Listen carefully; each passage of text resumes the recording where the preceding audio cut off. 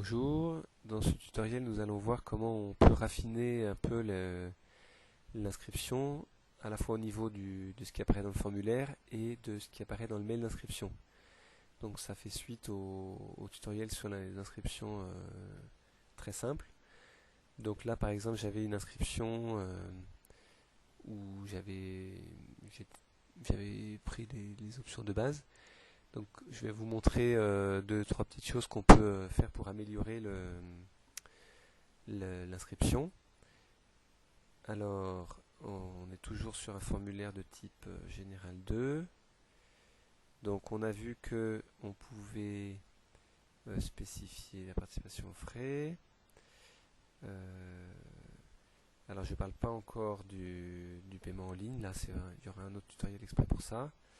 Alors là on commence à avoir une série de cases à cocher. Par exemple,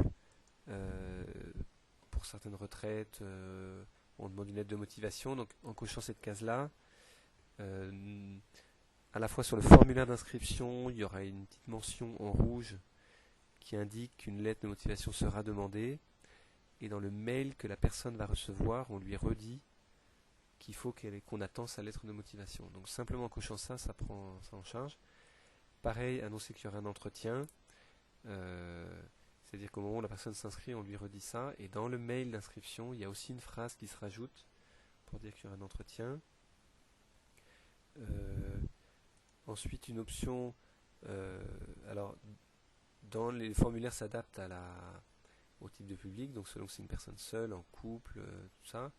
Mais on s'est rendu compte que pour les couples, on avait quand même, dans certains cas, par exemple sur des week-ends ou sessions Cana, le formulaire va demander la situation conjugale, mariée ou pas, et la date de mariage.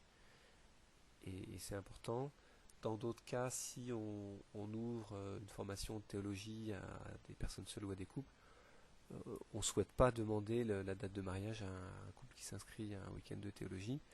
Donc voilà, simplement cocher ou décocher la case ici, c'est important. Et éventuellement de demander comment la personne a connu cette proposition, Facebook, site internet, etc., famille. Ça peut être intéressant. Mais vous verrez que c'est assez standard. Et si vous voulez poser vos propres questions avec vos propres vocabulaires et votre propre liste, il faudra utiliser ce qu'on appelle les options, les questions complémentaires, qui feront l'objet d'un autre tutoriel. Voilà. Ensuite, vous avez la possibilité, qui est assez recommandée, de mettre un commentaire par rapport à la participation aux frais. On fait souvent ça dans la communauté pour juste en dessous de la fourchette de prix, il y aura une petite phrase en petits caractères. Et là, on vous laisse trouver les mots par rapport à votre mission, votre réalité nationale, pour dire dans votre langue, votre langage, que la participation financière ne doit pas être un obstacle. Donc ça, c'est à vous de mettre quelque chose ici. Sinon, il n'y aura rien. Ensuite, donc tout ce qui est logement, transport, ça fera l'objet d'un autre tutoriel. Donc je passe le logement, je passe le transport.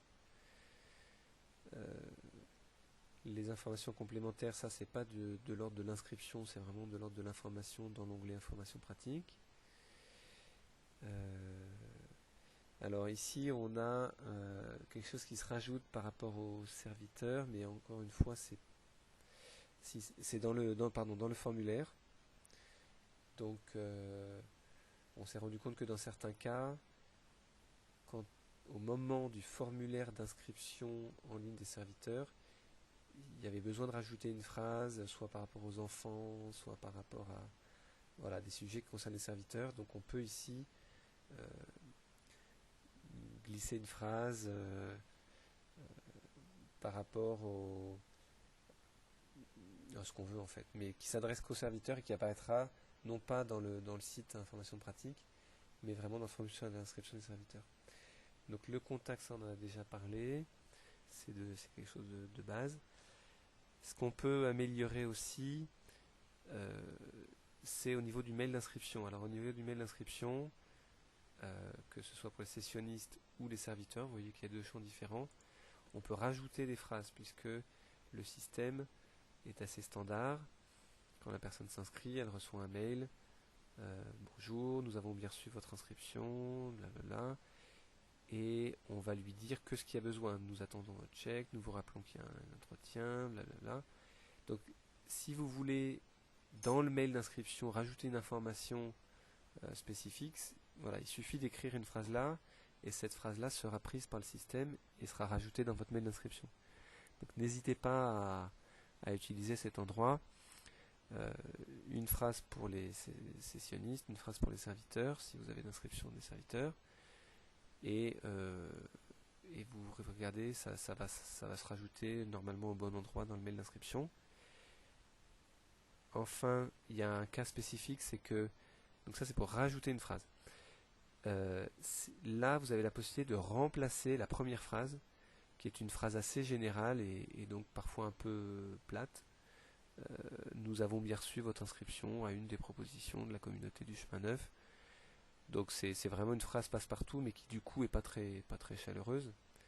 Et donc je vous invite à ne pas hésiter à remplacer cette phrase-là par quelque chose qui est plus proche du public, de la proposition. Donc au lieu de dire nous avons bien reçu votre inscription, là, vous pouvez dire nous sommes heureux de vous compter parmi nous pour le prochain week-end Cana, ou nous avons bien reçu votre inscription à la session Cana ou au festival.